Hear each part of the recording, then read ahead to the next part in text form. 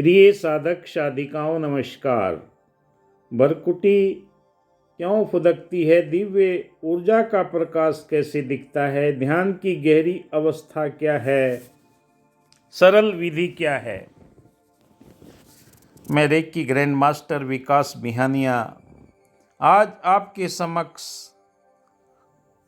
ये कुंडलिनी ऊर्जा के माध्यम से हमारे जीवन के अंदर जो बदलाव आते हैं वो हमें कैसे महसूस होते हैं। कई साधकों ने प्रश्न किए हैं कि पहले कौन सा चक्र जागृत होता है और आज्ञा चक्र पर प्रकाश कैसे दिखता है। हमारे जीवन में कई तरह के काम, क्रोध, लोभ, मोह, अहंकार, ये सारी प्रकृतियाँ इंसान के जीवन के अंदर होती है। जो जो ध्यान की गहराई में जाता है उसके जीवन के अंदर ये परिवर्तन आने लगते हैं और हमारा ध्यान आज्ञा चक्र के माध्यम से हमें वो प्रकाश दिखाई देने। भ्रकुटी क्यों फुदकती है? आज्ञा चक्र पर प्रकाश कैसे दिखता है? 8 प्रकार की सिद्धियां। ईश्वर भक्ति की तरफ हर व्यक्ति नहीं जाता। हर व्यक्ति अपने भीतर सूक्ष्म रूप में विद्यमान संस्कार रूपी कंबल ओढ़े हुए है, जिसमें कई जन्म के संस्कार है। जब ये भक्ति रूपी संस्कार के कंबल बरसते हैं, अर्थात जीवन में सक्रिय व क्रियाशील होता है, तब आदमी का हृदय भक्ति रूपी जल में भीगता है। ये रथों आज जिक्र कर रहे हैं कि हमारे आज्ञा चक्र पर दोनों भावों के बीच में क्यों हमें तनाव महसूस होता है, क्यों हमें ऐसा खिंचाव सा, चींटियां सी चलती हुई महसूस होती है। आज्ञा चक्र कैसे जागृत होता है? आज्ञा चक्र को तीसरी आंख भी कहा जाता है। हमारी मानसिक और आध्यात्मिक विकास का महत्वपूर्ण हिस्सा है। यह चक्र हमारी इंद्रियों की क्षमता बढ़ाता है, हमें उच्च स्तर की जागरूकता प्रदान करता है। आज्ञा चक्र के विभिन्न पहलुओं को हम जानेंगे। सबसे पहले हम देखते हैं कि हमारे जीवन के अंदर 8 सिद्धियां कौन सी हमें प्राप्त होती है जब हमारा आज्ञा चक्र जागृत होता है। 8 सिद्धियां हिंदू धर्म और योग शास्त्र में वर्णित है। अलौकिक शक्तियां हैं जो एक साधक को अपने साधना के माध्यम से प्राप्त होती है। मैं भी महसूस करता हूँ जब मेडिटेशन करता हूँ, कोई लिक्विड सा आज्ञा चक्र से निकलकर नाक के ऊपर से नीचे की तरफ टपकना शुरू हो जाता है।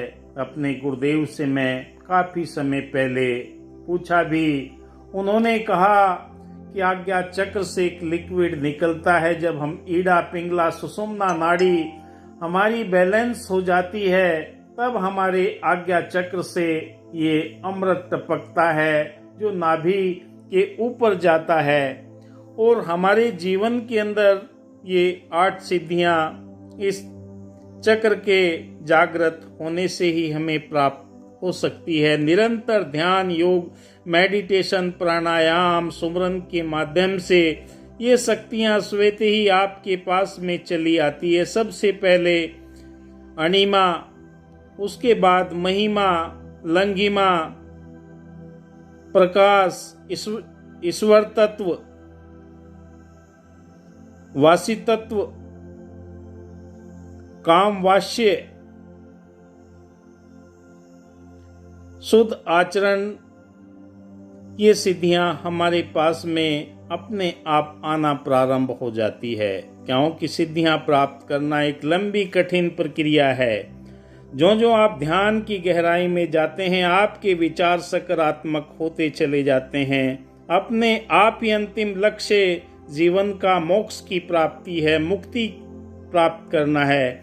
काहे कि मुक्त जीवन हो गया, चारों पदार्थ पा गया, लूटे मजे प्रहलाद ने, इस नाम के प्रताप से नरसिंह हो दर्शन दिया, त्रिलोक में यश छा गया, सबरी थी कौम की भीलनी, प्रेम से सुमरन किया, परमात्मा घर आ गया। आपके जीवन के अंदर जो परमात्मा तत्व का हाजिर नाजिर होना, उपस्थित होना, अपने आप आपके जीवन के अंदर ही अमृत वर्षा होने लगती है। ये सिद्धियां सहज और सरल भाव से आपके जीवन के अंदर आना प्रारंभ हो जाती है। आज्ञा चक्र को तीसरा नेत्र कहा गया है हमारे अंदर अंतर्दृष्टि और ज्ञान का केंद्र माना जाता है। यह हमारे भौतिक शरीर और आध्यात्मिक स्वरूप के बीच एक पुल का कार्य करता है। आज्ञा चक्र को जागृत करने से हमें अपनी अंतर ज्ञान शक्ति यानी कि आपकी आध्यात्मिक विद्वता बढ़ना प्रारंभ हो जाती है और आपको सरलता से निर्णय लेने की क्षमता, सकारात्मक सोच आपके जीवन के अंदर बदलाव कर देती है। अंतर ज्ञान शक्ति को बढ़ाने से जीवन के गहरे अर्थ समझ में आने लगते हैं। आज्ञा चक्र का विकास निर्णय लेने में अधिक स्पष्टता और आपका आत्मविश्वास आपको प्रबल करता है। सृजनात्मकता में वृद्धि, विचारों और दृष्टिकोण का नया नजरिया आपका बदल जाता है। तनाव कम रहना, मन को शांत और केंद्रित रखना, आत्मज्ञान की प्राप्ति मोक्ष की ओर अग्रसर करती है। आज्ञा चक्र जागरण के तरीके बहुत सारे लोगों ने बताए हैं। हम बचपन में सुना करते थे कि अपना ध्यान लगाओ, भ्रकुटी पर ध्यान लगाओ। भ्रकुटी क्यों फुदकती है? भ्रकुटी हमें बार बार झंझनाहट, ऐसा खिंचाव क्यों महसूस होता है? जब हमारी कुंडलिनी शक्ति नीचे से ऊपर की ओर बढ़ना प्रारंभ कर देती है, मूलाधार से ऊपर की तरफ ऊर्जा आना प्रारंभ कर देती है, तब ये दबाव, ये खिंचाव ये महसूस होने लगता है। क्योंकि हमारे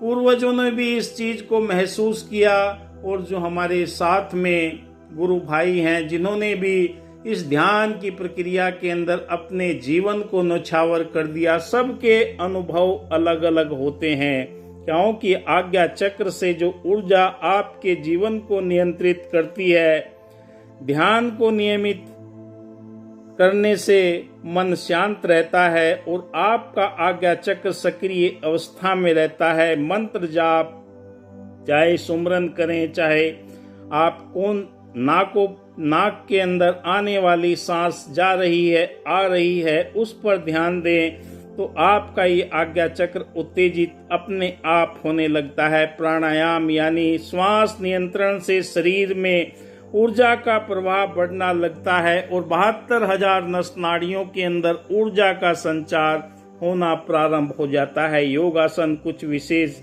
योगासन, श्वसन, भुजंग, शीर्षासन आज्ञा चक्र जागृत करने में बहुत मदद मिलते हैं। क्रिस्टल थेरेपी यानी कि कई तरह की और थेरेपी भी हैं जो आपको ये जानकारी देती है। वह सबसे सरल और सहज तरीका, आप किसी योग्य गुरु के मार्गदर्शन में, अनुभव गुरुओं से मार्गदर्शन ले तो आपके जीवन के अंदर ये बदलाव महसूस होने लगते हैं। धैर्य के साथ में जब ये आप कार्य करते हैं, कुछ ही दिनों के अंदर आपको प्रकाश दिखाई देने लगेगा। कभी आपको व्हाइट प्रकाश दिखाई देगा, कभी बैंगनी, कभी नीला, कई तरह के प्रकाश आपको नजर आएंगे। क्योंकि यहीं से आपको ये एहसास होने लगता है। जब मैं लोगों को हीलिंग करता हूँ तो उनको महसूस होने लगता है, उनसे पूछता भी हूँ कि किस तरह के कलर हैं, तो वो खुद बताते हैं कि मुझे black colour, grey colour, white colour, बैंगनी कलर, कई तरह के उन्हें भी नजर आने लगते हैं। क्योंकि ये प्रक्रिया कई तरह से आप कर सकते हैं। लोगों को जीवन में बदलाव करने के लिए ये आज्ञा चक्र आपको मार्गदर्शन करता है, कई तरह की आपको प्रेरणाएं देगा, कई तरह के आपके जीवन के अंदर वो बदलाव लेकर आएगा। आज्ञा चक्र एक आध्यात्मिक यात्रा है जो आपको अपने भीतर की शक्ति और ज्ञान से जोड़ती है। इस यात्रा में धैर्य, समर्पण, विश्वास, श्रद्धा, अटूट सहनशीलता और योग्य गुरु का मार्गदर्शन आवश्यक है। नियमित अभ्यास और दृष्टिकोण के साथ में आप आज्ञा चक्र जागृत कर सकते हैं और अधिक ऊर्जावान बन सकते हैं। निरंतर ध्यान की गहरी अवस्था में आप चलते चले जाइए। आप देख रहे हैं मेरा YouTube चैनल विकास बिहानिया। आपको वीडियो पसंद आया तो लाइक और शेयर, सब्सक्राइब जरूर कीजिए। जय हिंद, धन्यवाद।